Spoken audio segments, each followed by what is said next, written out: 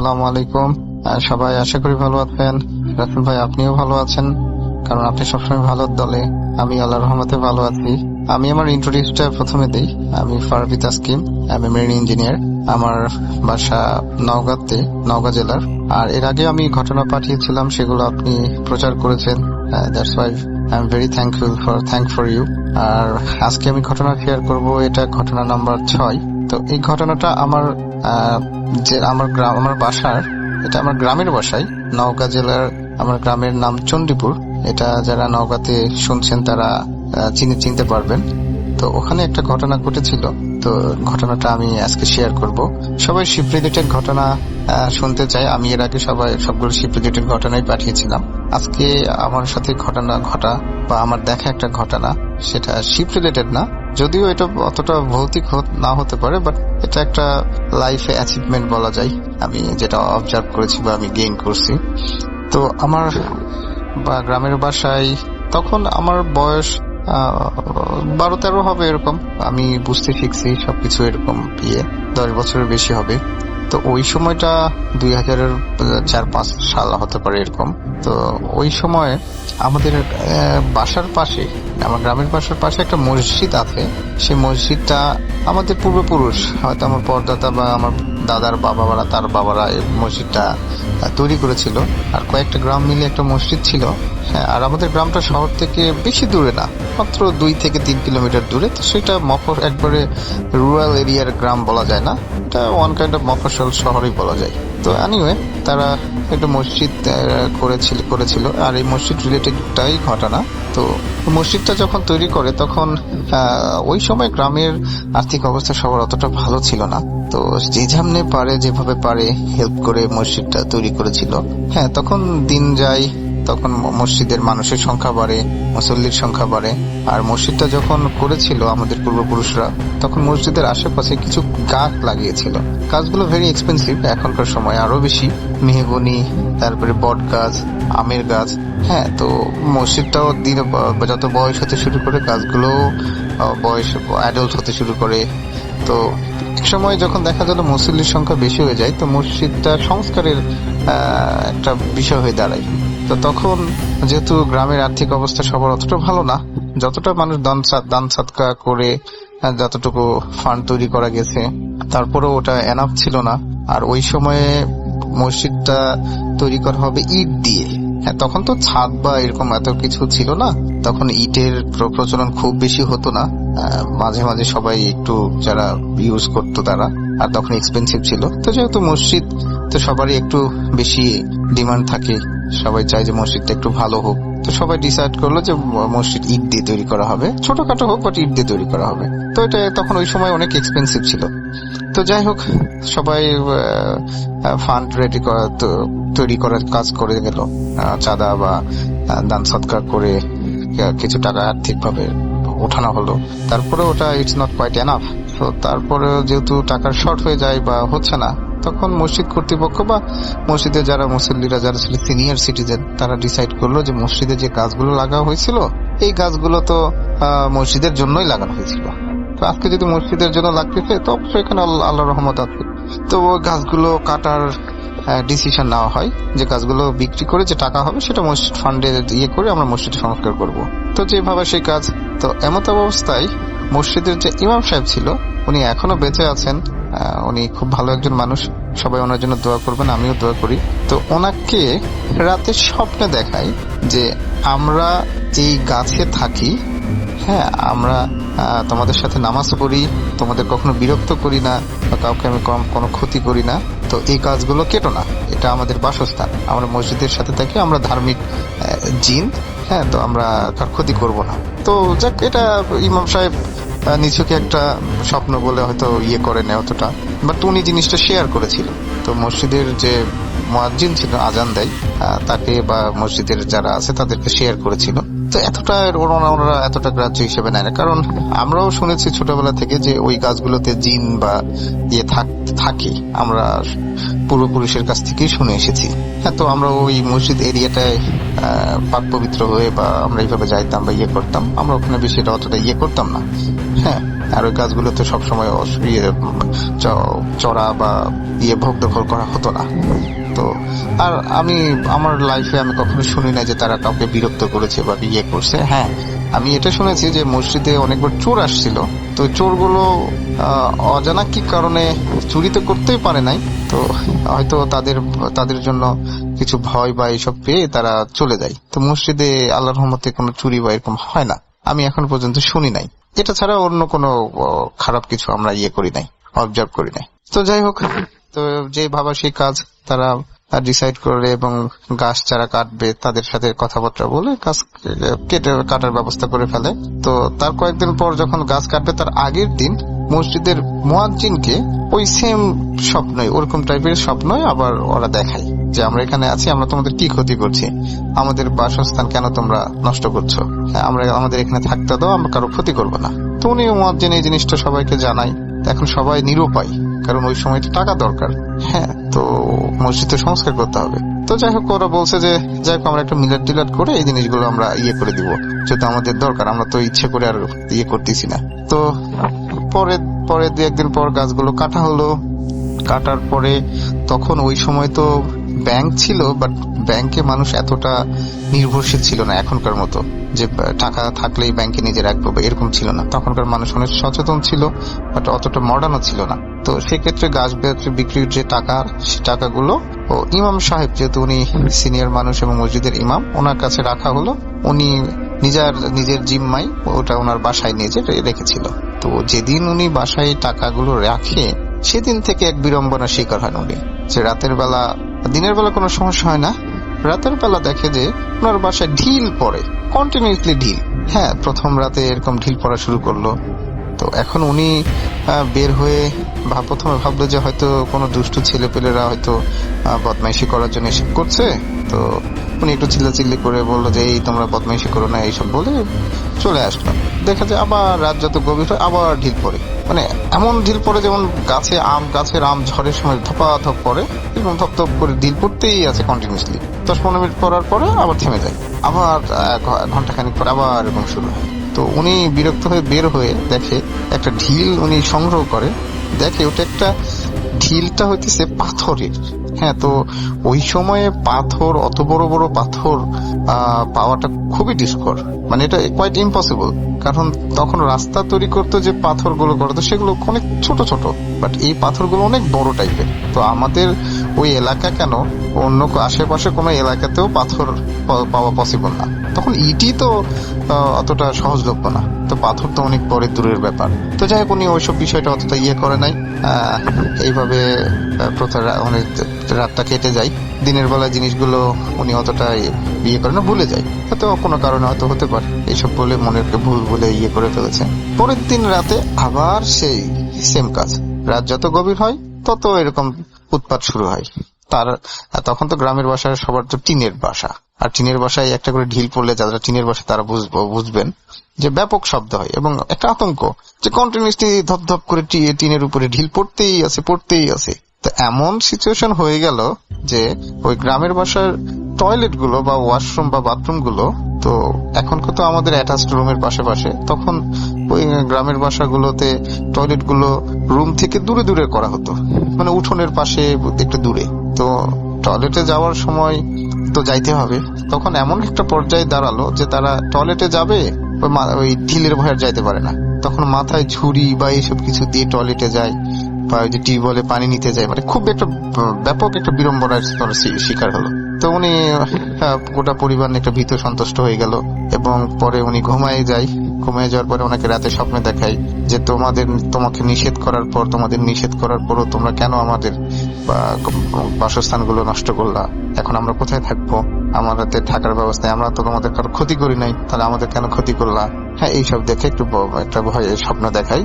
তো ইমাম সাহেব পরের দিন এই জিনিসগুলো সবার সাথে শেয়ার করার পরে উনি বলে যে আমি মনে হয় একটা বড় অন্যায় করে ফেলছি, আমি এই টাকাগুলো আমার কাছে রাখতে পারতেছি না, আপনি এটা আপনারা কেউ নিয়ে যান।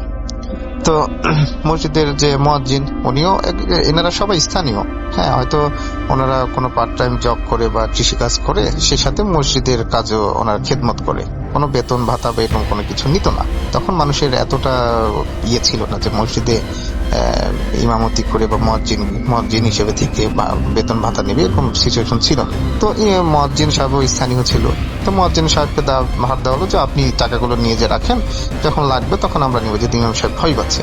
তো মজ্জিন সাহেব টাকাগুলো ওনার বাসায় নিয়ে গচ্ছিত হিসেবে রেখে দেন, সহি সালামত হিসেবে।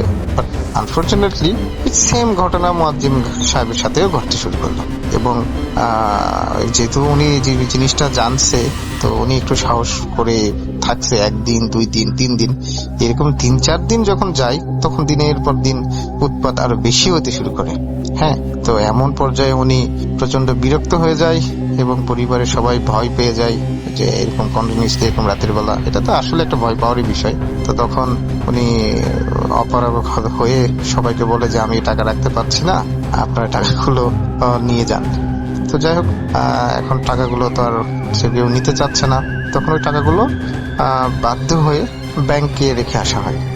হ্যাঁ, রেখে আসার পরে তখন সবাই মিলে একটা ডিসিশন নেওয়া হয় যে যেহেতু আমরা মসজিদের জন্য করছি, আমরা একটা মিলাদ দেই, মিলাদ দিলে হয়তো ভালো হয়ে যাবে ইনশাল্লাহ। তো একটা মিলাদ দেওয়া হয়। মিলাদ দেওয়ার কয়েকদিন কিছু হয় না, এদিকে মসজিদের কাজ চলছে।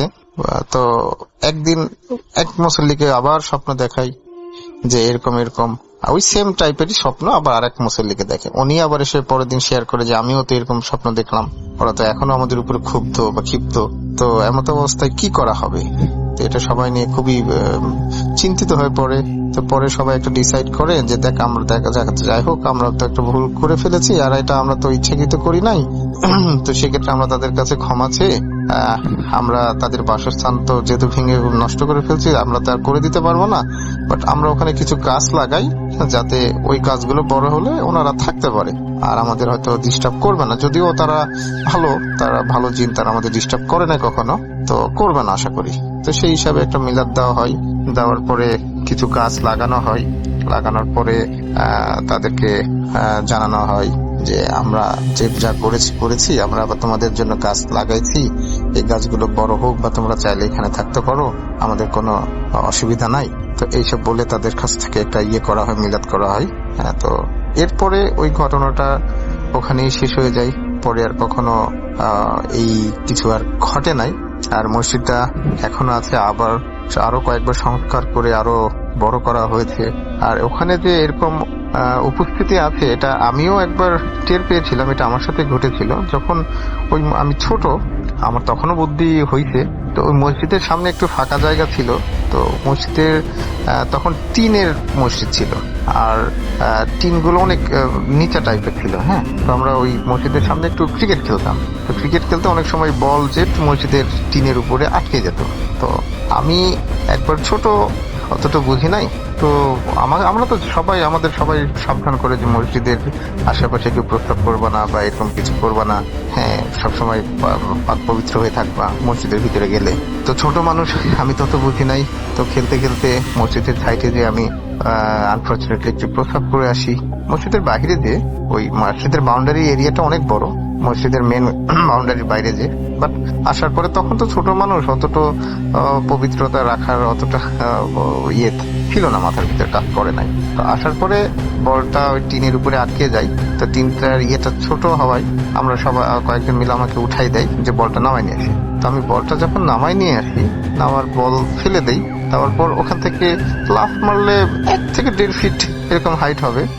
এটা আমাদের তখন ছোট বাচ্চা, ওরকম দুরন্ত বাচ্চাদের কাছে এরকম কোনো ব্যাপারই ছিল না। তো আমি লাফ দেওয়ার যখন প্রস্তুতি নিচ্ছি, যখন থেকে লাফ দিয়ে নেমে যাব, তখন আমি রাসেল ভাই, আমি still now I can feel যে পেছন থেকে কেউ আমাকে এরকম একটা ধাক্কা দিয়েছে। হ্যাঁ, আমি এখনো ফিল করতে পারি।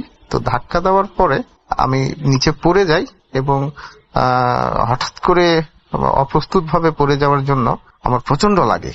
আর তখন আমার নিঃশ্বাস অনেক কাইন্ড অফ বন্ধ হয়ে যাওয়ার মতো হয়। তো সবাই এরকম চিল্লাচিল্লি করতে, আমার দাদা উনি মারা গেছেন, আল্লাহ ওনাকে বেহেশতে নসিব করুক। তো দাদা দৌড়ে আসে, এসে আমাকে মাথায় পানি টানি দেয়, দিয়ে করে দিয়ে বলে যে কি করছো, কি হয়েছে। তখন আমি বললাম যে এরকম এরকম আমাকে পিছনে কেউ ধাক্কা মারছে। তখন দাদা বুঝতে পারছে, বলছে যে তুমি কি করছো। তখন আমি বললাম যে আমি তো এরকম এরকম প্রস্রাব করে আসছি, ভিতরে আসছি, আমি পাক পবিত্র হয়ে আসি নাই। তখন দাদা একটু আমাদের বকাঝকা করলো, দিয়ে সবাইকে বললো যে তোমরা এই মসজিদে আসলে বা এরকম ইয়ে করলে কখনো অপবিত্র হয়ে আসবে না। আর আমরা ছোটবেলা থেকেই ওই জিনিসটা জানতাম যে মসজিদের এরকম ইয়ে আছে। তো রাসেল ভাই, ওই গাছগুলো এখনো অনেক বড় বড় হয়ে গেছে আল্লাহর রহমতে। মেহগুনের গাছ, আমের গাছ, বট গাছ, আবার ওগুলো বড় বড় হয়েছে। এখন কেউ কাটে নাই। আবার কয়েকবার মসজিদ সংস্কার হয়েছে, বাট ওই গাছগুলো কেউ কাটার ইয়ে করে নাই। শুধু একটা গাছ একটু দেয়াল প্রাচীর দেওয়ার সময় একটু ইয়ে হয়েছিল, তো ওই গাছটা কেটে ফেলার সাথে সাথেই আরো কয়েকটা গাছ আমরা লাগাই দিই। হ্যাঁ, যে আমরা তাদের ডিস্টার্ব করবো না, যেহেতু তারা আমাদের ক্ষতি করছে না, তারা আল্লাহর ভক্ত বা আল্লাহর বিধান মানছে, আমাদের সাথে নামাজ পড়ছে, আমরা তাদের কেন ক্ষতি করবো, ডিস্টার্ব করবো? তো তারাও আমাদের কখনো ডিস্টার্ব করে না। তো এইভাবে চলছে। মসজিদেও কয়েকবার সংস্কার হয়েছে। তো সবার কাছে দোয়া প্রার্থী যে আমাদের মসজিদটা আরো ভালোভাবে সামনের দিকে আগায় যাক।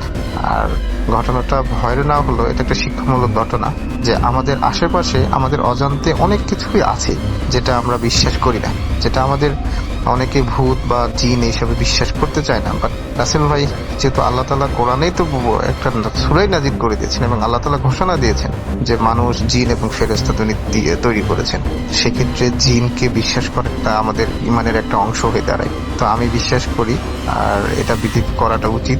জিন আছে, কিছু ভালো আছে, কিছু খারাপ আছে। তো যাই হোক রাসেল ভাই, এটা ছিল আমার ঘটনা। যদিও ভয়ের না হোক, এটা একটা শিক্ষামূলক ঘটনা। আশা করি সবার ভালো লাগছে। এরপর আবার এক কোনো ঘটনা নিয়ে আপনাদের সাথে উপস্থিত হবো ইনশাল্লাহ।